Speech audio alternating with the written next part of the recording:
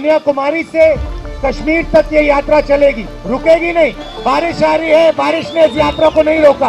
गर्मी, तूफान, ठंड इस यात्रा को नहीं रोकने वाली, क्योंकि यही हिंदुस्तान का इतिहास है, यही हिंदुस्तान का डीएनए है। और बीजेपी ने भ्रष्टाचार के सब रिकॉर्ड तोड़ दिए हैं। हर चीज में 40% कमीशन।